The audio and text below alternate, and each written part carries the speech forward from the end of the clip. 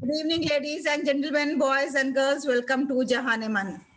Today is Wednesday, and we are here with our episode of Nari Tere Man Ki Baat.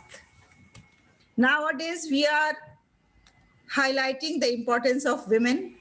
This full 1 month is the celebrations of International Women's Day. And every day we introduce one woman of substance, and we try to inspire and motivate all our sisters all over the world to be strong and to be themselves. Today in our studio, we have Mrs. Reshma Begum with us, Mrs. Reshma Tabassum. I'm sorry for that. Mrs. Reshma Tabassum is an educationist, and she is a passionate learner and a teacher. I welcome Mrs. Reshma Tabassum to the show. Hello, Assalamu alaikum, Reshma. How are you? Walaikum assalam, ma'am. I'm okay, fine. Good to see you here. Myself also is very much happy to be with you and Mrs. share news, whatever you'll be asking from me. Thank you very much. So, Mrs. Reshma, first of all, I would like to know more about you. Jahaneman has selected you as woman of substance. So, you have to tell us about your achievement, about your struggle, about your studies, and about everything, whatever is worth listening. Okay, ma'am. I'll be starting. Ma'am, as you have already said that my name is Reshma Tabassum, and presently I'll say that I'm working as an assistant professor in the Department of Education, Ellen Metla University, which is in Darbhanga. And about more, you have asked me to speak, then I'll say I got my education from Madhupur Carmel Convent School. I did pass my class 10 from ICSE board. Plus 2, I did from West Bengal. Then graduation, I did from Bhagalpur University. PG from AMU. And after that, I got married. But my husband, he cooperated with me. He saw passion in me that I want to study. So he said, where do you want to continue study here in Darbhanga? Because I have found that after getting one degree, you shift from one place to another place. Because my papa, he always said that I want to make you metropolitan studies. From one state, I'll move you to another state, wherever you'll apply for. And if you're selected, then definitely I'll send you. Then I said, okay, I can study from Darbhanga also, and if you want, then I can go to other place, other state, not abroad, but other state. Then he supported me. I'm thankful to him. And after that, I got my education. I did, from Aligarh, I did Masters in Linguistics. So I wanted that I should do PG in English also. So I did PG in English. And after that, to have the professional course, I did my MEd. And my education did not stop here. Then I thought that I should do my PhD also because when I was doing my plus 2, I did it from science stream. And my papa, he had great desire to make me doctor. But anyhow, I didn't become doctor. Then I wanted to fulfill his dream by become doctor in literature, not in looking to the patients and human being. So I sat for the examination and I qualified it. Then after that, I did my PhD. But the thing is, ma'am, when you asked me about this struggle and all those things while doing, definitely after marriage, I had 2 babies. And to take care of the baby, home, husband, there are so many things that Indian women has to take care. Means she has to maintain the balance between the family and her passion, what she likes, what she wants to do. So while doing PhD, that I'll say, my supervisor was from IIT Patna, Dr. Rajesh Kumar, and the other co-supervisor was Dr. Pavanand Jha, Professor Pavanand Jha from CN College. So Dr. Rajesh Kumar, he wanted that I should go to Patna to do work over there because the topic which is selected is teaching English in a multilingual secondary schools. So he wanted that I should be there. But when I went there, my husband, he took care of the children, sending them to schools. And he was very much alert from coming back to the college. And he used to see whether the children have come or not, feeding, though they was maid. But still, he was looking after the children. When I came back from there, then I took over the charge because there should be balance between husband and wife, because husband, there is some need, some demand from the wife, and to have a harmonious life, family life, both should be taken care, passion as well as your family. Nothing should be your story is very inspiring. Your story is very inspiring. First of all, Reshma Tabassum ji, let me apologize that I should have said Dr. Reshma Tabassum, because you have doesn't matter. Name is Reshma Tabassum. and secondly, it is said that behind every successful man there is a woman. But here I can see that behind a successful woman there are two men. One is your father and the other is your husband. Yeah. I credit both of them. And ma'am, you know that in PhD thesis when I wrote it, I acknowledge these people. I acknowledge my father. I acknowledge my husband, even my children, because without mother, how much they must have suffered. Because motherly love and fatherly love, there is a bit different, isn't it? Mother.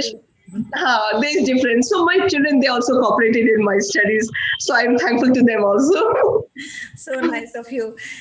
So Dr. Reshma, we are discussing nowadays about fashion and emotion. It is said that the women are always talking about the dressing, clothing, accessories, and there is like they have lots of passion about that. So what is your understanding of emotional fashion?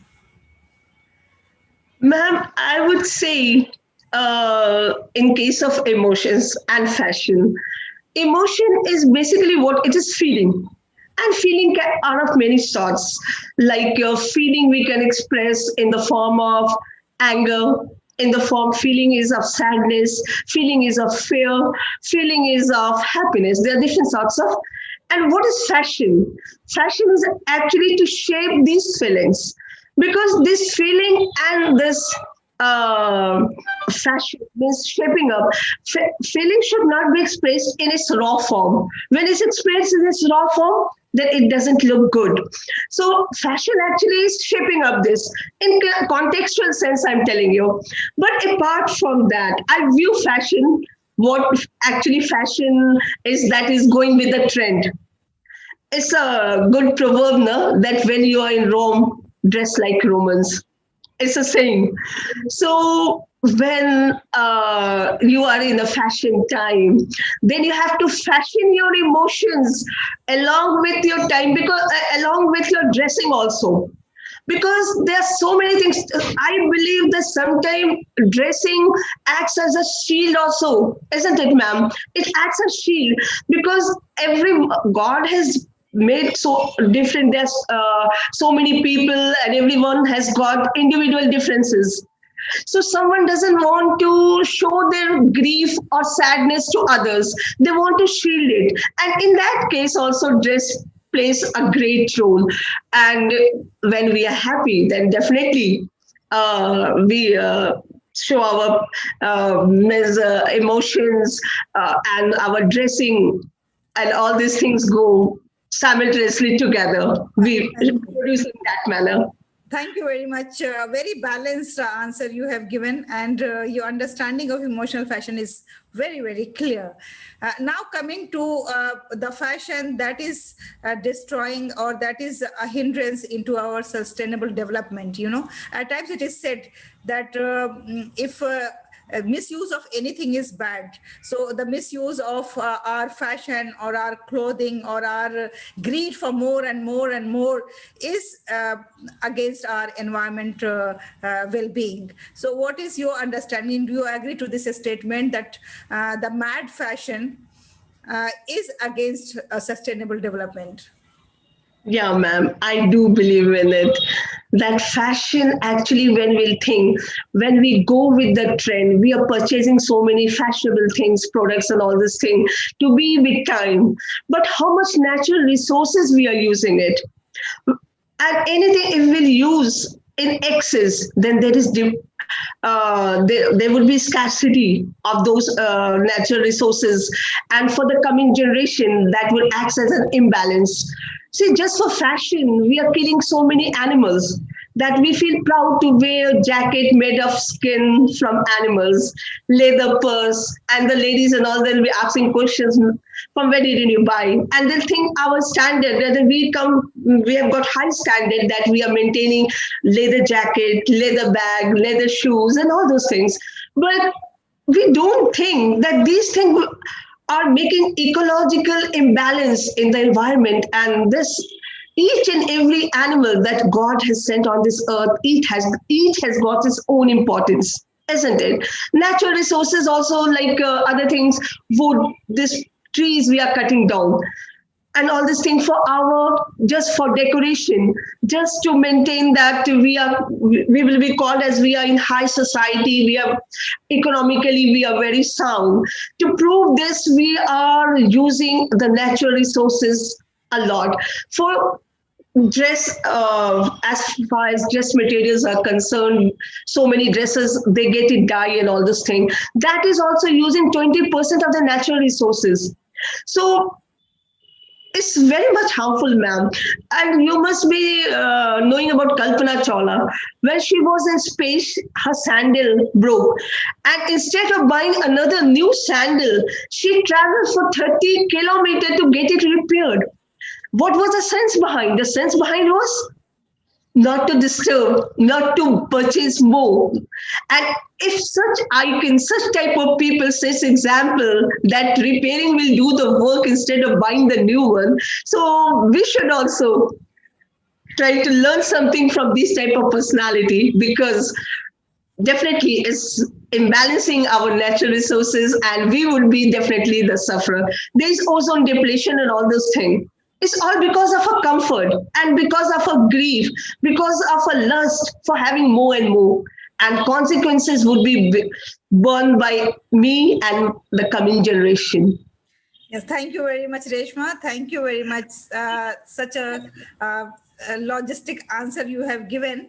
And very clearly, you have mentioned that greed is going to destroy the balance, and the whole ecosystem is going to be disturbed because of that.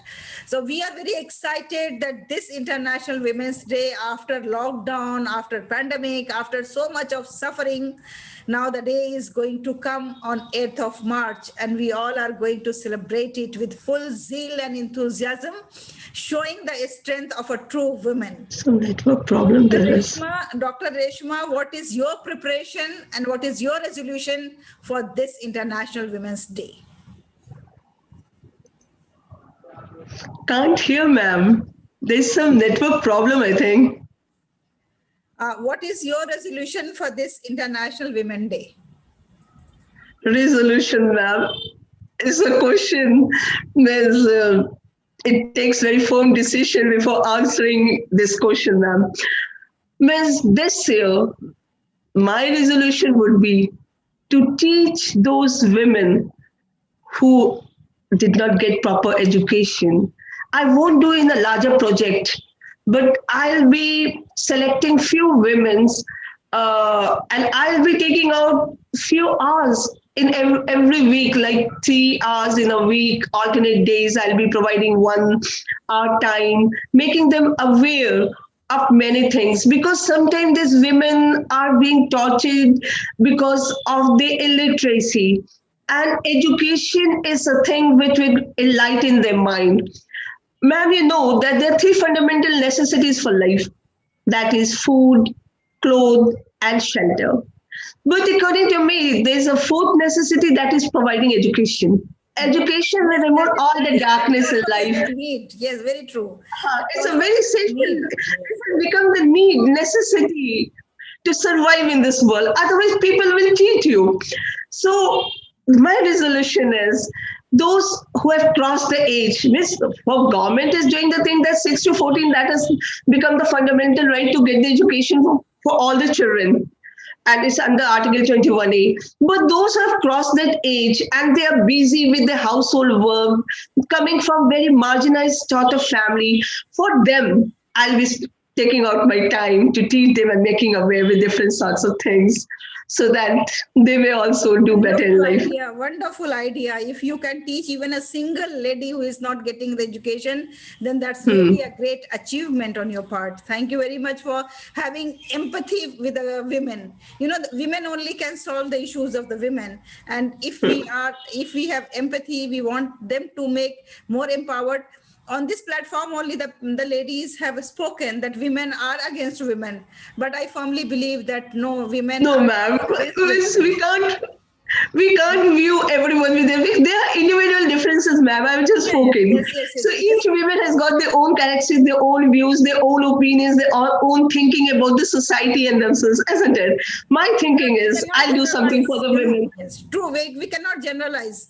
There are certain cases where the women are against women, but there Hmm. are cases where women are with the women. They are doing the things Yeah, for the women. You yeah, know, yeah. here in this platform on Jahaneman, one woman is highlighting the other woman. This is also a sort of highlighting and motivating the women. And every time our endeavor is that every Wednesday we have a program for the women, Nari Tere Man Ki Baat, so that we can provide the platform to the women to speak their mind, and that goodness should spread all over.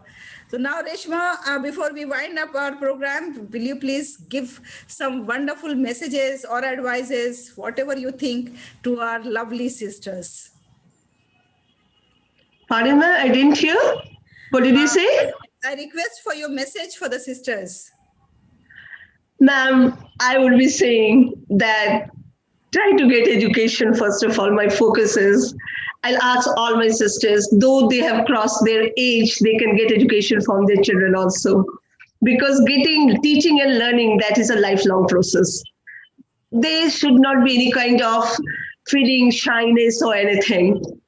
And cooperation there should be, and for the young generations they should also focus to their goal.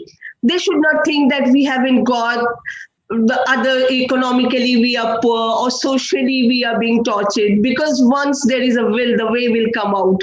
So be focused, study properly, be sincere, and God will surely bless each and every one of us. Mercy of God will shower on each and every human being. So never try to blame others. I request them never to blame others or your fate that you are not got all such things which other your friend or other in your mohalla locality they are possessed with. But whatever little avenues you have got, start from there. The way will come out.